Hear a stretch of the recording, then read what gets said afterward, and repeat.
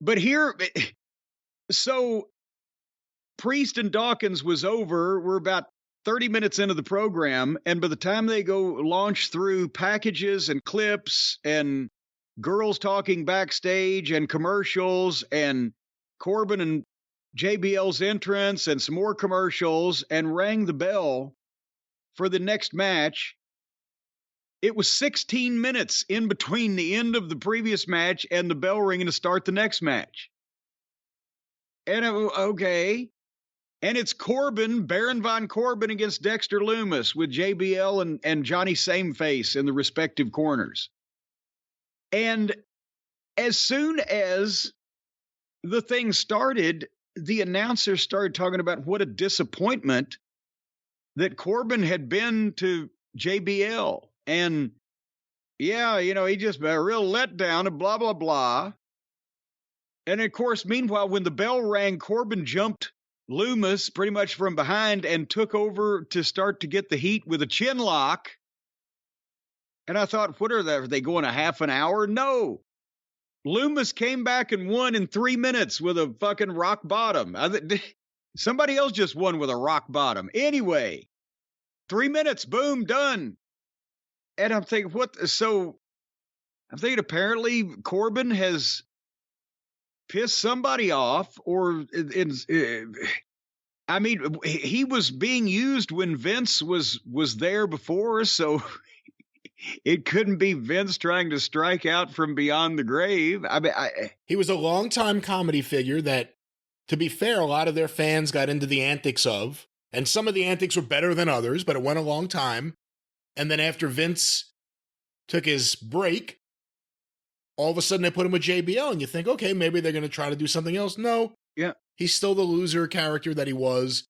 I asked you the other day, why is JBL being used here? I mean, they did a backstage promo later where JBL... Well, it's like don't give it away for the people many people who listen to us and don't watch. I was actually thinking you probably fast forwarded past it, so maybe you missed it. That's why. No. I saw it, and we're going to dwell on that a little bit more. Well, do you want to jump ahead to it since we're breaking this up? The YouTube audience won't understand. I personally think we should get all the Baron Corbin news all together in one spurt. But let me just also say, in one spurt.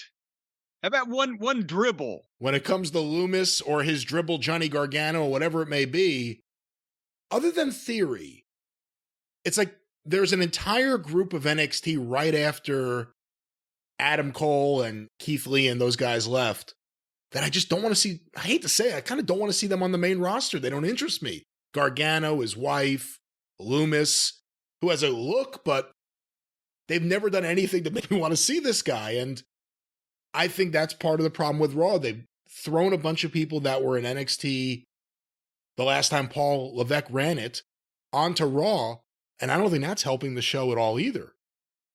Well, and I can't argue with you when, again, we were subjected to, and Lumis does look great, but we were subjected to the thing with him and Indy Hartwell and Gargano and the shark fin and he looks great like a serial killer, and you think, oh, they're using him as a serial killer, and then you realize, oh no, he's just a misunderstood artist who has a weird way of dealing with women. Like, what the fuck? He's a lovable mute. Yeah. Jackie Gleason appearing in your local theater as Chico. All right, in 1962, should have won an Oscar. An Oscar. Anyway, an Oscar for Jackie Gleason. An incredible performance. So back to Baron von Corbin, who looks nothing like Jackie Gleason. Later on in the program, as you mentioned, they were backstage with JBL and Corbin there, and JBL is dressing him down. And he tells Corbin, he says, I was a wrestling god. I main evented WrestleMania. I did this and that. I was must-watch TV. You're channel-changing TV. My Hall of Fame legacy has lost all credibility because of you. You need a red nose and floppy shoes because you're a clown. You don't belong near me. And what is Corbin's response as any kind of a fucking adult male human being? Of course, it's, no, I can change. I can do better. So they wanted to I swear to God, I expected them to pan down and see Wally Yamaguchi and Kind Tai going to choppy his pee-pee because they got his nuts already. And then JBL actually says to him, "You can't polish a turd because I tried." And he walks off from him. And they segued from that to "You heard shoosh." And I thought, what a fucking clown operation. So what has he done?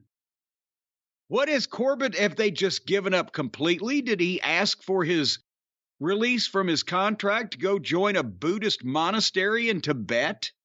No, based on their TV, he's going to get some kind of gimmick revamp now, and they'll try to do something. Again? I would think so. My favorite part of this whole thing, and actually this is one of those rare things I think WWE kind of did right.